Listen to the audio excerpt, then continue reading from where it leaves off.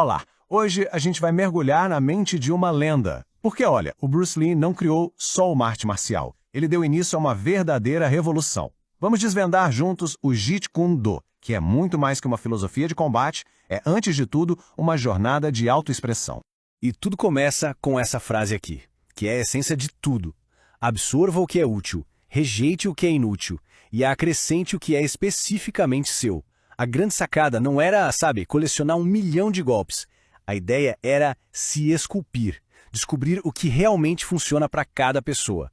Essa é a alma do Jeet Kune Do.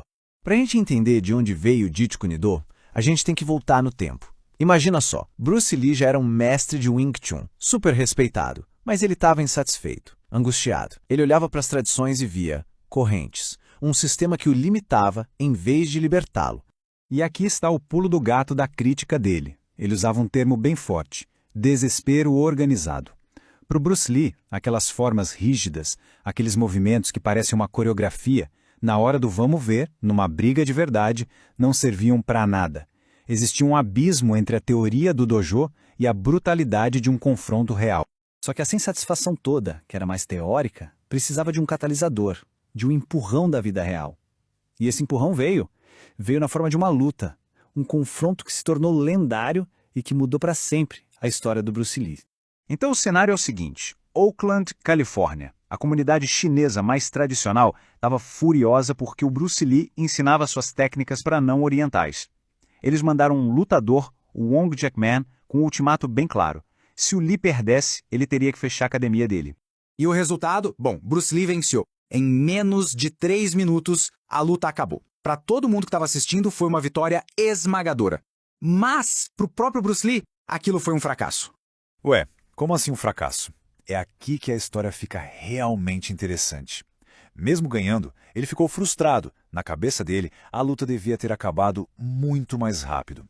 Ele percebeu ali, na prática, que o seu próprio treinamento baseado no Wing Chun tinha limitado a sua eficiência.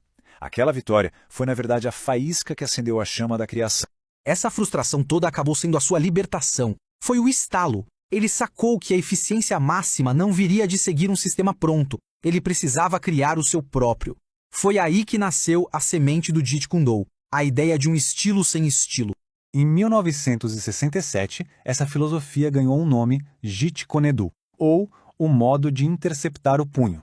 A ideia é genial de tão simples. Em vez de esperar um ataque para depois defender, a proposta é se antecipar, é atacar o ataque, é cortar o movimento do oponente pela raiz, no exato momento em que ele começa, por eficiência.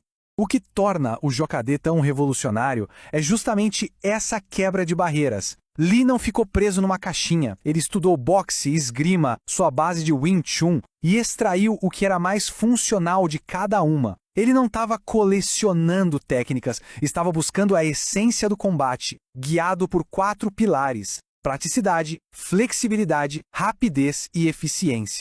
E toda essa filosofia, que parece super complexa, foi resumida de uma forma brilhante neste símbolo.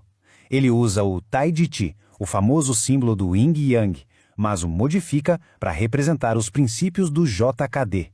E pode acreditar, cada elemento aqui tem um significado bem profundo. Os caracteres chineses ao redor do símbolo são basicamente a declaração de independência do JKD, usar nenhum meio como meio e ter nenhuma limitação como limitação. É uma filosofia radical que diz: não se prenda a nenhum método, não aceite nenhuma verdade como absoluta. O seu caminho é não ter um caminho pré-definido. É a liberdade total para se adaptar. E essa ideia de adaptação nos leva direto para o coração filosófico do Jeet Kune Do. E é algo que vai muito além do combate físico, sabe? É algo que se aplica à própria vida. É a famosa filosofia da água. Seja água, meu amigo. Essa é, talvez, a metáfora mais poderosa Eli. Pensa bem, a água não tem forma própria. Ela assume a forma do recipiente que a contém. Ela pode fluir suavemente, mas também pode ter a força de destruir. É a personificação da adaptabilidade, o objetivo final de um praticante de GKD. E essa comparação deixa a diferença fundamental bem clara. Nas artes tradicionais, o corpo é forçado a se adaptar a um sistema rígido. O Jeet Kune Do faz o oposto, o sistema é que se adapta ao indivíduo. Não se trata de acumular mais e mais técnicas, mas de simplificar, de encontrar o que é essencial para cada pessoa.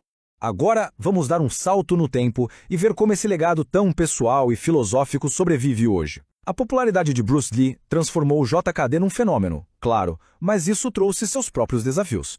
A verdade é que o cenário do Jeet Kune Do hoje, tanto no Brasil quanto no mundo, é um pouco caótico. A imensa popularidade de Bruce Lee criou um paradoxo. Muita gente se diz instrutor, mas poucos têm uma linhagem autêntica, o que acaba diluindo os ensinamentos originais. Então, fica a pergunta: como navegar nesse cenário? A orientação dos especialistas é clara, a linhagem é tudo. Um instrutor autêntico deve ser capaz de traçar sua linhagem diretamente até um dos alunos do próprio Bruce Lee. É preciso pesquisar quem ensinou o instrutor, verificar as credenciais e entender de onde, afinal, vem aquele conhecimento. E para finalizar, fica esta reflexão. O Jeet Kune Do não é um conjunto de respostas prontas, um manual. É uma ferramenta para a autodescoberta. O verdadeiro mestre não entrega a verdade, ele apenas aponta o caminho. O resto da jornada, como o próprio Bruce Lee ensinou, é especificamente de cada um.